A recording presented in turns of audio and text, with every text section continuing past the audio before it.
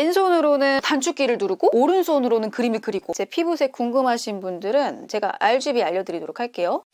안녕하세요, IT민입니다. 오늘 가져온 제품은 레노버 요가 듀엣 7이에요. 저는 그동안 레노버 제품은 아이디어 패드만 사용을 해봤어요. 아이디어 패드는 저렴하면서 진짜 딱 필요한 기능만 들어있는 진짜 초초초초 가성비 제품인데 이번에 레노버에서 저한테 이거를 한번 써보라고 대여를 해주셨습니다. 요가복은 대체 뭐하는 라인이냐, 요가가 설마 그 요가인가 했는데 그 요가 맞아요. 요가복의 특징을 제가 단어들로 표현을 해볼게요. 도시, 회사원, 비즈니스, 커리어, 디자이너, 세련된, 고급스러운, 편리한 요런 느낌, 어떤 느낌인지 아시겠죠? 일반적인 노트북에서 뭔가 이제 독특한 기능들을 넣어서 편의성을 극대화한 라인이라고 보시면 됩니다. 그동안 레노버에서 요가북 라인에서 뭐 이것저것 다양한 시도들이 있었는데 이번에는 최초로 키보드를 뗄 수 있는 형태가 출시가 됐어요. 이거 그건데? 딱 느낌 오시는 거 있으시죠? 바로 MS 서피스 프로에 도전을 했구나 라는 생각이 드실 겁니다. 그렇다면 얘랑 서피스랑은 뭐가 달라? 궁금하신 분들은 제가 뒤에서 다시 한번 다뤄볼게요. 저는 이 제품 타겟은 크게 세 가지 부류로 예상이 되더라고요. 먼저 바쁘고 이동도 많고 잘 나가는 디지털 노마드 혹은 커리어 피플, 막 바쁘게 이동하는 와중에 가방에서 편하게 싹 꺼내가지고 이렇게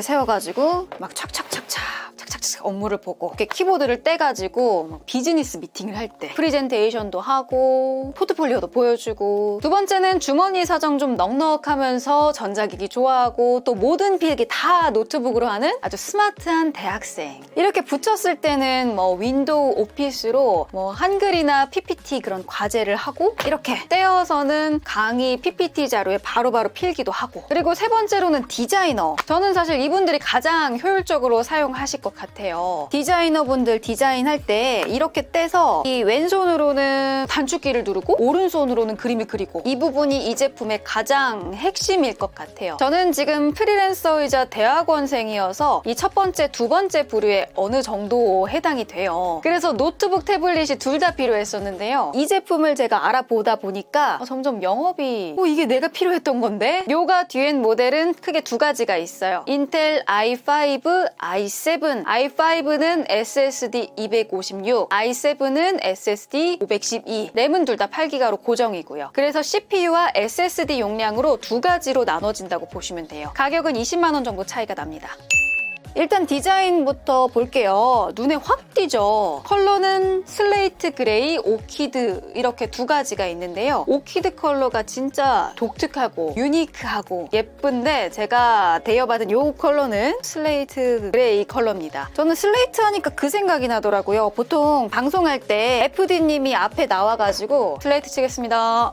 크기는 13인치예요. 13인치가 어느 정도냐? 이게 지금 A4 용지거든요. A4 용지에 진짜 기가 막히게 이렇게 싹 들어갑니다. 이야, 딱 요 크기라고 보시면 돼요. 이 뒷면은 패브릭이에요. 와, 이런 노트북이 다 있나 싶은. 그래서 긁힘도 아마 없을 거고요. 그런데 문제는 만약에 내가 이거를 카페에서 이렇게 쓰고 있었어. 근데 내가 옆에다가 이렇게 커피를 놨는데 누가 지나가면서 커피를 탁 쏟은 거야. 그럼 여기가 막 다 젖었어.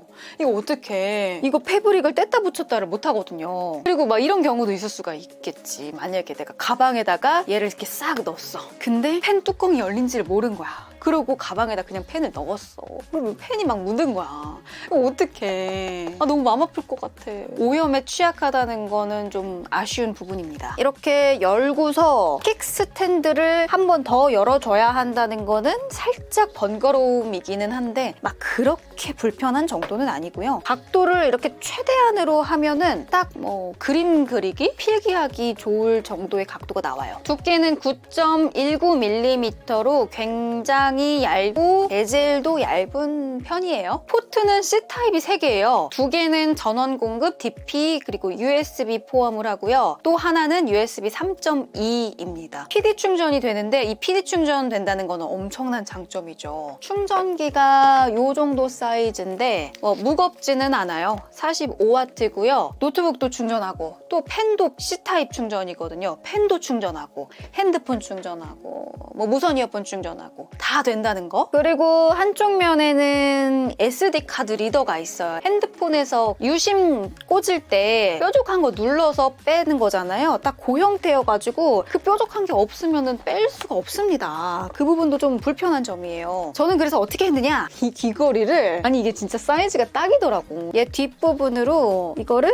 누르면 짜자자 이렇게 싹 빠집니다. 이야, 여러분들 이거 꿀팁이에요. 그리고 키보드 디자인 뜯어집니다. 일단 이게 투인원이잖아요. 다른 투인원 제품들은 키보드를 이렇게 뒤집어서 이 상태로 많이 사용을 할 거예요. 그래서 좀 무겁고 아니면 필기를 할 때 살짝 세울 수가 없으니까 각도도 잘 안 나오고 그런 형태인데, 이거는 태블릿으로 사용할 때는 아예 떼어버리면 돼요. 이런 형태가 딱 서피스와 너무 비슷하다라는 생각이 드시죠? 그래서 레노버는 차별점을 어떻게 뒀냐? 여기에 블루투스를 넣었습니다. 그리고 키보드에 백라이트도 지원이 가능하고요. 펜 디자인을 볼게요. 펜에는 버튼이 옆에 2개 있고 뒤에도 버튼이 있어요. 그리고 이렇게 빼서 C타입으로 충전을 합니다. 이 버튼 설정은 나한테 편한 대로 그 앱에서 설정을 하면 되고요. 레노버가 기존에도 출시를 했던 펜이 있는데 이번 펜은 또 새로운 차별점을 줬습니다. 이 뒷부분으로 컬러 RGB를 찾아내요. 이야, 이거 뭐지?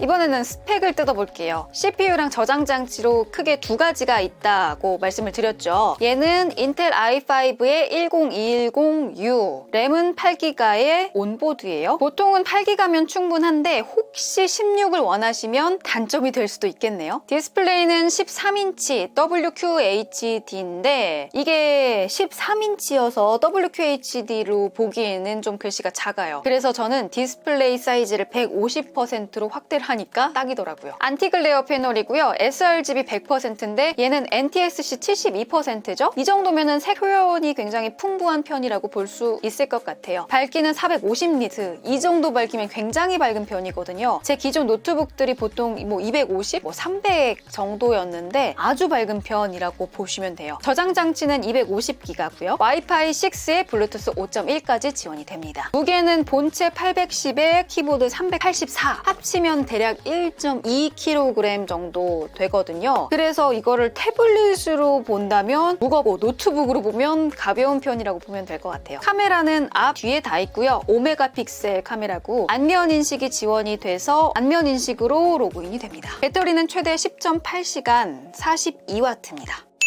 그렇다면 서피스랑은 어떻게 다르냐? 이 부분이 많은 분들 궁금하실 것 같아요. 여러모로 대놓고 서피스 프로 7을 저격한 모델이다 라는 느낌이 들거든요. 저는 물론 이 제품을 대여를 받았지만 서피스가 더 나은 점들도 보였어요. 일단 서피스 프로 7은 펜 수납이 되죠. 펜을 위에다가 이렇게 촥 붙이면 되는데 얘는 안 됩니다. 안 붙어요. 그 부분은 좀 아쉽습니다. 그래서 어차피 노트북 케이스 가지고 다니실 테니까 거기에 넣거나 아니면 이런 필통에다가 연필 펜 들고 다니듯이 이렇게 넣고 다녀야 될 것 같아요. 그리고 서피스 프로 7이 사양폭이 더 넓어요. 인텔 i3 57에 램은 48, 16까지 가능하고요. 이 제품은 딱 2가지로만 나오는데 사실 그 2가지 사양이 많은 분들이 가장 많이 찾으시는 사양일 거예요. 만약에 이 제품도 더 많은 사람들이 찾는다, 그러면 사양폭도 더 넓어질 수 있겠죠. 서피스 프로 7이 두께도 조금 더 얇고 USB, AC 둘 다 되는 것도 좀 더 나은 점이에요. 얘는 C만 3개니까 그 맥북처럼 이거 따로 들고 다니는 거 만약에 A 필요하신 분들은 그거 들고 다니셔야 될 것 같아요. 반대로 얘가 서피스 프로 7보다 더 나은 점도 확실하더라고요. 일단 가격입니다. 서피스는 키보드, 펜 다 따로 추가해야 되는데 얘는 기본 제공이거든요. 저는 처음에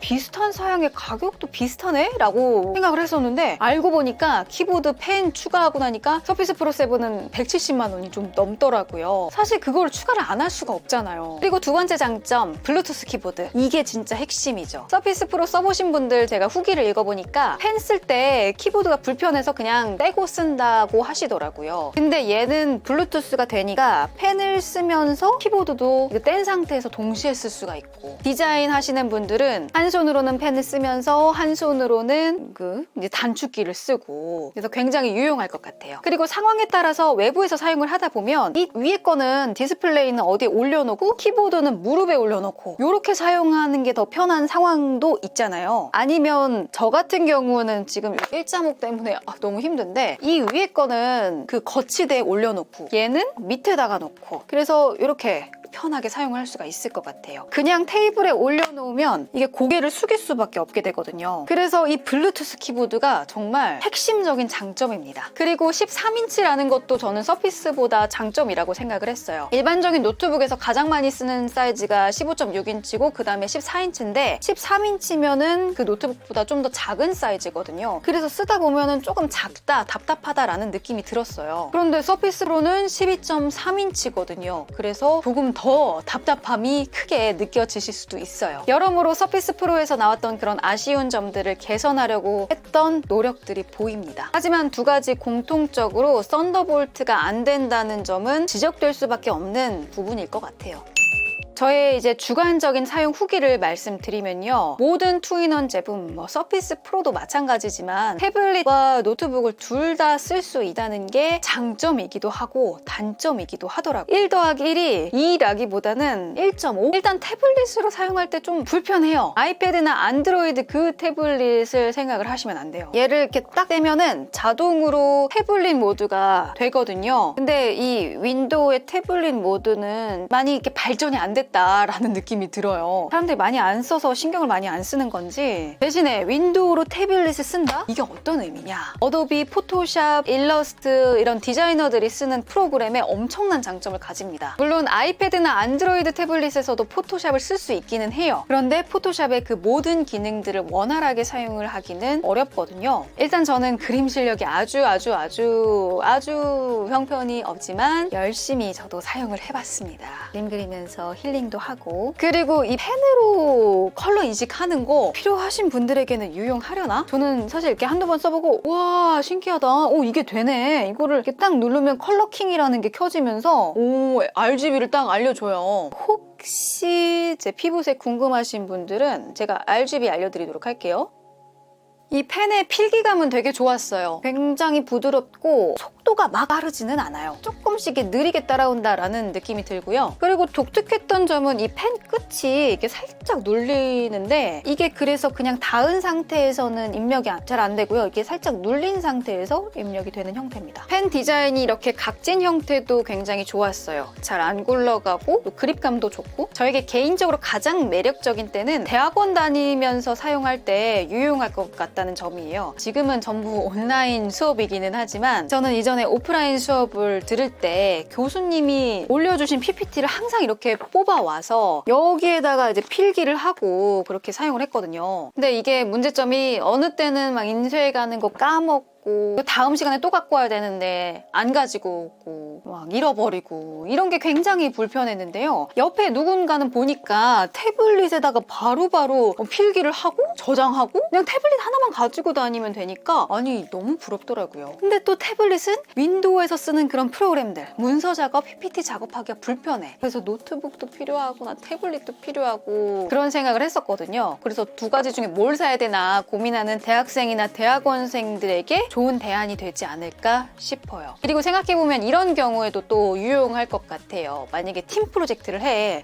조원이 4명이야. 그래서 4명이 다 같이 의견 내면서 막 브레인스토밍을 해. 한 명이 그걸 기록을 하잖아요. 그러면은 얘를 떼가지고 중앙에다가 이렇게 놓고 한 명은 얘만 가지고서 이렇게 정리를 하는 거지. 뭐 이런 상황도 있을 것 같고 저는 여기에다가 영상 편집까지 원활하면 더할 나위 없겠다 싶었는데 프리미어가 돌아가기는 합니다. 하지만 약간 힘들어해요. 이게 외장 그래픽은 없어가지고 그래서 내장 그래픽으로만 하다 보니까 그래서 정말 가벼운 영상 편집하실 때만 사용을 하셔야 될 것 같아요. 오늘 영상은 여기까지고요. 혹시 더 궁금한 점 있으시면 댓글로 남겨주시고 구독과 좋아요도 잊지 마시고요. 그럼 저는 다음 영상에서 만날게요.